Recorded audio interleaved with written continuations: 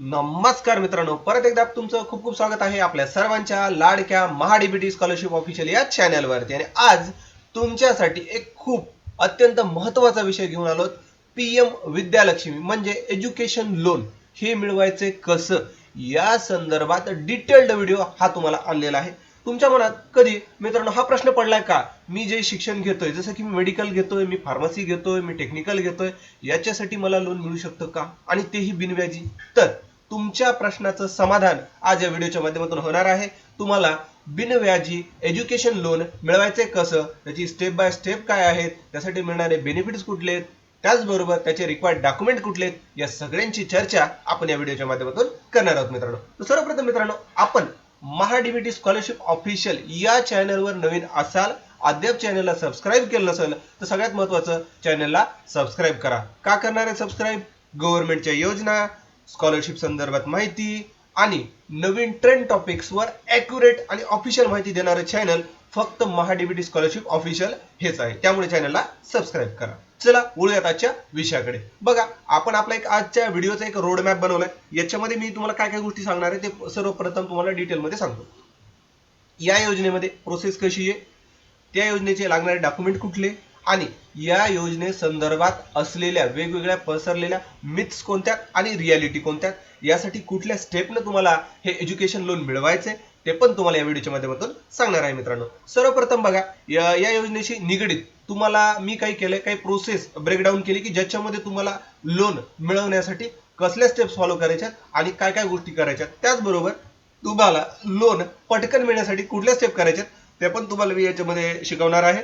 आणि याच्याशी निगडीत तुम्हाला मिथ्स आणि रियालिटी दोन्ही कन्सेप्ट सांगणार आहे। सर्वप्रथम आपण इथं हे एक ब्रोचर किंवा बॅनर मी ओपन केलेला आहे आणि याच्यामध्ये बघा की तुम्हाला दिलेलं आहे पीएम विद्या लक्ष्मी म्हणून।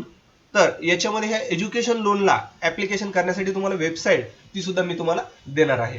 तर बघा, सर्वप्रथम आपण याच्याशी निगडीत एक प्रोसेस कशी असती ते पाहणार आहोत। आणि त्या प्रोसेससाठी बघा, सर्वप्रथम इथं प्रोसेस ब्रेकडाऊन दिलेलं मी तुम्हाला याला थोडं झूम इन करतो म्हणजे तुम्हाला पाहायला सोपं होईल। सर्वप्रथम तुम्हाला रजिस्ट्रेशन करायचे विद्यालक्ष्मी पोर्टलवर, आणि ह्या पोर्टलवर रजिस्ट्रेशन केल्याच्या नंतर तुम्हाला क्रिएट एक स्टुडंट प्रोफाइल क्रिएट करायचे, ज्याच्यामध्ये तुम्हाला तुमची सगळी माहिती अचूक भरायची, ज्याच्यामध्ये पॅन आणि आधारला मॅच असणारीच माहिती तुम्हाला याच्यामध्ये एंटर करायची। त्याचबरोबर याच्याशी निगडीत लागणारे कागदपत्र अपलोड करून घ्यायचे, ते पण पीडीएफ मध्ये अपलोड करायचे। त्यानंतर तुम्हाला जे बँकेतून लोन घ्यायचे ती बँक निवडायची। आता बघा, बँकेतून लोन घ्यायचे म्हणजे तुम्हाला कुठल्याही 3 बँक निवडायचं ऑप्शन तुम्हाला दिलेलं आहे। आता बघा, तुमचं अकाउंट असणं गरजेचं आहे त्या बँकेत, त्याचबरोबर सिबिल चांगलं असणं हे पण गरजेचं आहे, आणि त्यानंतर तुम्हाला ही बँक निवडायची। आता बँक निवडल्याच्या नंतर तुम्हाला लोनसाठी अप्लाय करायचं। जेव्हा तुम्ही लोनसाठी अप्लाय करता मित्रांनो, त्यावेळेस बँकेचं व्हेरिफिकेशन होईल, फिजिकल व्हेरिफिकेशन होईल, आणि लोन सँक्शन लेटर तुम्हाला मिळेल आणि लोन तुम्हाला डिस्बर्स होईल। अशा पद्धतीची प्रक्रिया असते। आता सर्वप्रथम पहा, आपण इथं आल्याच्या नंतर आपण याच्यामध्ये पाहू शकतो की एक त्यांना दिलेला आहे, आपल्याला एक बजेट दिलेला आहे 24-25 ते 25-31 साठी 3,600 करोड म्हणजे 3600 करोडचं एक बजेट दिलेलं आहे, फक्त आणि फक्त विद्यार्थ्याला PM Vidyalakshmi through education loan देण्यासाठी। मग त्यासाठी तुम्हाला कोलॅटरल फ्री म्हणजे काय, कुठलंही मॉर्गेज न देता हे लोन मिळणार आहे। आता हे लोन मॅक्झिमम तुम्हाला मॅक्झिमम लोन तुम्हाला 50-60 लाख ते 1 CR पर्यंत सुद्धा मिळू शकतं, आणि मिनिमम तुम्ही तुमच्या फी स्ट्रक्चरवर डिपेंड लोन घेऊ शकता। आता याच्यामध्ये तुमचं जे कुठलं शिक्षण असेल ते मला कमेंट करून सांगा, म्हणजे त्याच्यानुसार तुम्हाला एज्युकेशन लोन किती मिळू शकतं हे तुम्हाला मी सांगेन। आता बघा, याच्यामध्ये याचे ऑब्जेक्टिव्ह काय आहेत या एज्युकेशन लोन सिस्टमचे। ह्यांना काय केलंय की एखादा विद्यार्थी शिकतोय आणि ज्याच्याकडे पैसे नाहीत पण त्याची शिकायची इच्छा आहे, तो हुशार विद्यार्थी आहे, त्यासाठी फुल ट्युशन फीस आणि रिलेटेड जे एक्सपेन्सेस आहेत त्याच्यासाठी कोलॅटरल फ्री आणि गॅरंटीयर फ्री एज्युकेशन लोन दिलं आहे। आता कोलॅटरल फ्री आणि गॅरंटीयर फ्री मी तुम्हाला कन्सेप्ट समजून सांगतो। कोलॅटरल फ्री म्हणजे कुठलंही प्रॉपर्टी आपली तारण न देता, किंवा मॉर्गेज ज्याला आपण कन्सेप्ट म्हणतो, मॉर्गेज न देता शेती, घर किंवा प्लॉट याचं मॉर्गेज न देता जे लोन मिळवलं जातं त्याला कोलॅटरल फ्री असं म्हटलं जातं। आता बघा, गॅरंटर फ्री काय, गॅरंटर म्हणजे काय की जेव्हा तुम्ही बँकेचं एखादं लोन घेता आणि त्याला कुठला ना कुठला व्यक्ती, एखादा सॅलराईड, एखादा ITR भरणारा हा गॅरंटर म्हणून देता, त्याला आपण गॅरंटर लोन म्हणतो. पण आता ह्यांना गॅरंटर फ्री केलं. गॅरंटर फ्री म्हणजे तुम्हाला कुठल्याही गॅरंटर द्यायची सुद्धा गरज नाहीये. त्यानंतर आता याच्यामध्ये आणखी एक ऑप्शन दिले, offering interest subsidy for student from lower income families to reduce the repayment burden. म्हणजे जेव्हा तुम्ही हे लोन घेता आणि हे तुम्हाला परतफेड करायचं असतं, तर याच्यावर जो इंटरेस्ट लागतो, ह्या इंटरेस्ट फ्री किंवा लोअर, ज्याचं कमीत कमी उत्पन्न आहे त्याच्यासाठी सुद्धा यांना एक याच्यामध्ये योजना आखलेली आहे. आणि तुम्हाला त्याच्यातून कमीत कमी व्याज किंवा शून्य व्याज लागणारे सुद्धा याच्यामध्ये ऑप्शन्स अवेलेबल केले आहेत तुमच्या इन्कम नुसार. आता याच्यामध्ये 75% क्रेडिट गॅरंटी लोन तुम्हाला मिळतं. आता याच्यामध्ये बघा की फॉर एक्झाम्पल एखादा मेडिकलचा स्टुडंट आहे आणि तो मेडिकलचा स्टुडंट, त्याची जी की पर इयरची जी फीस आहे, तर आपण इमॅजिन करून चलू की 1,00,000 रुपये आहे. तर 4.5 वर्षाचं जे शिक्षण असेल, 4.5-5 वर्षाचं, तर त्याची 5,00,000 रुपये जर आपण धरली, तर हे तुम्हाला 7.5 लाखापर्यंत लोन देतात. आता याच्यामध्ये जर एखादा विद्यार्थी हॉस्टेलला राहत असेल, तर हॉस्टेलचं जर फी स्ट्रक्चर जोडलं तर हॉस्टेलसाठी सुद्धा त्याला परत पैसे मिळू शकतात. असे तुम्ही 7.5 लाख रुपये बिनव्याजी मिळू शकतात.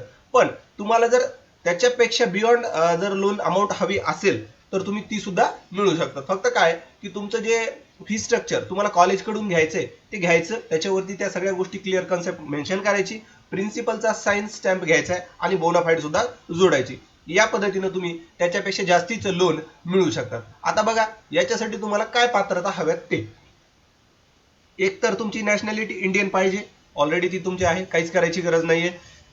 त्यानंतर तुमचं कॉलेज हे गव्हर्नमेंट किंवा प्रायव्हेट असावं आणि तो टॉप 100 मध्ये यावं. आता टॉप 100 मध्ये तुम्ही म्हणताल सर आमचं कॉलेज येत नाही. बघा बहुतेक सगळे कॉलेज जे टॉपचे MBBS, BDS, पुन्हा BMS किंवा फार्मास्युटिकल असतील किंवा एखाद्याचं इंजिनिअरिंग असेल, हे सगळे कॉलेज याच्यामध्ये एनरोल ऑलरेडी आहेत.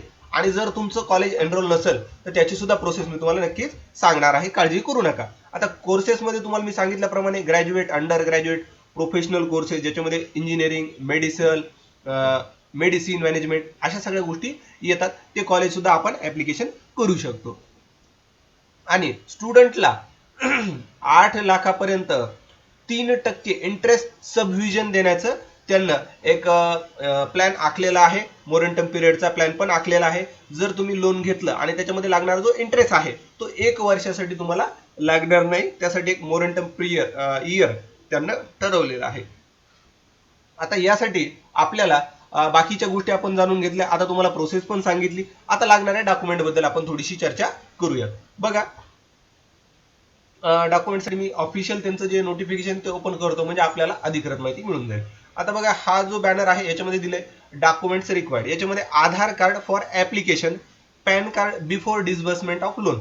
म्हणजे आधार कार्ड आणि पॅन कार्ड ह्या 2 गोष्टी लागणार आहेत. त्याचबरोबर पासपोर्ट साईजचा फोटो. आता हे फोटो 2 जणांचे लागतील, स्टुडंट आणि को अप्लिकंट. आता को अप्लिकंट कोण, एक तर वडील किंवा आई, दोन्हीपैकी एक. आणि त्यानंतर मार्कशीट आणि सर्टिफिकेट, 10वीचं आणि 12वीचं दोन्ही मार्कशीट लागतात बघा. त्याचबरोबर तुमचं जर ग्रॅज्युएशन असेल आणि तुम्ही BG साठी अप्लाय करत असाल तर ग्रॅज्युएशनचं मार्कशीट पण जोडायला विसरू नका. त्याचबरोबर बघा ऍडमिशन किंवा ऑफर लेटर. ऍडमिशन म्हणजे एक तर तुमच्याकडे ऍडमिशन झालेलं लेटर असेल तर ते, अदरवाईज तुम्ही बोनाफाईड पण देऊ शकता.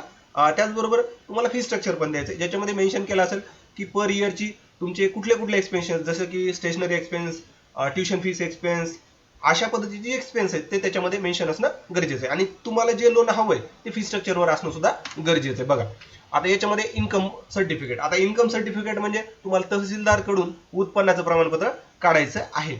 आणि जर तुमचे आई वडील जर ITR भरत असतील तर तुम्ही ITR सुद्धा जोडू शकता. इथं असं मेन्शन आहे, त्याच्यामुळे काही काळजी करायची गरज नाही. आता इथं आपण थोडंसं खाली येऊया.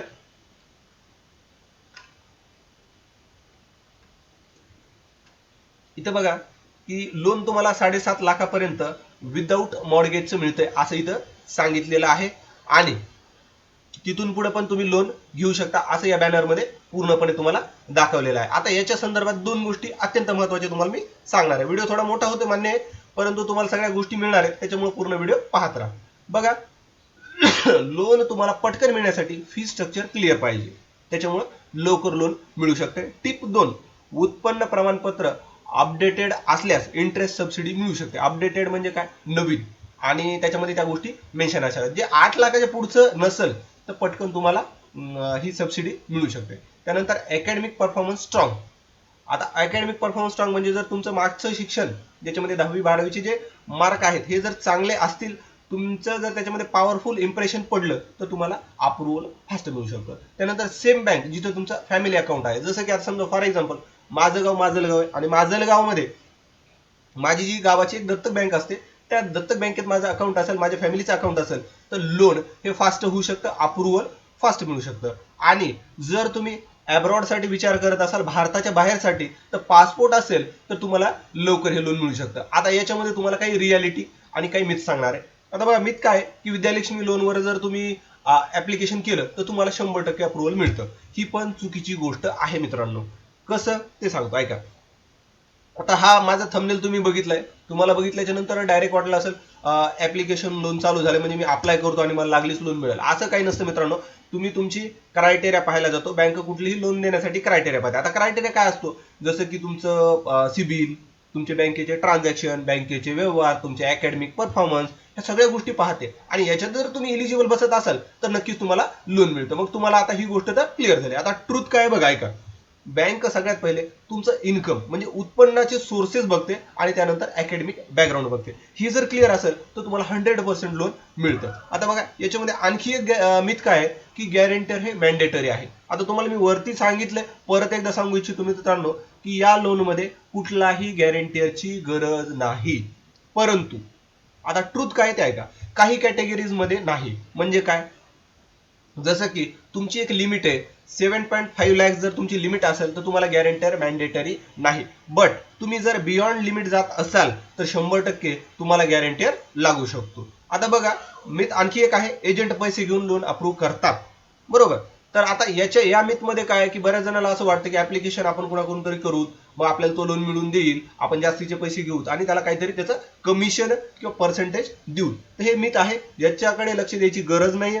ट्रूथ काय ऐका, no need to everything, no need everything online. म्हणजे काय बघा की तुम्हाला कुठलीही गोष्ट कुणाकडून करून घ्यायची गरज नाही. तुमच्याकडे स्ट्रॉंग अकॅडमिक बॅकग्राऊंड असेल, स्ट्रॉंग इन्कम सोर्सेस असतील आणि तुमचं फॅमिली अकाउंट सुद्धा तिथे असेल, तर ह्या सगळ्या जर गोष्टी मॅच झाल्या तर तुम्हाला कुठल्याही एजंटची गरज नाही, डायरेक्ट तुमचं लोन मिळू शकतं. हे बेसिक गोष्टी आहेत, याच्यावर तुम्हाला लोन मिळू शकतं. बघा मित्रांनो, तुम्हाला मी एक 13 मिनिटाचा व्हिडिओ बनवून ह्या सगळ्या गोष्टी सांगितलेल्या आहेत. व्हिडिओ बनवण्यासाठी वेळ तर भरपूर लागतो आणि पूर्ण माहिती घेण्यासाठी मेहनत पण लागते. मग व्हिडिओला लाईक करण्यासाठी 1 मिनिटाचा सुद्धा वेळ लागत नाही. त्याच्यामुळे व्हिडिओला लाईक करा, तुमच्या गरजू व्यक्तीपर्यंत हा व्हिडिओ शेअर करा आणि याच्या संदर्भात जर काही प्रश्न असतील, डाऊट्स असतील तर नक्कीच कमेंट करून मला सांगायला विसरू नका. व्हिडिओ आवडला असल्यास लाईक करा, जास्तीत जास्त गरजू व्यक्तीपर्यंत हा व्हिडिओ शेअर करा आणि अद्याप चॅनलवर नवीन असाल तर चॅनलला सबस्क्राईब करा. तुमचा मौल्यवान वेळ दिल्याबद्दल धन्यवाद मित्रांनो. भेटूया नवीन एका व्हिडिओत.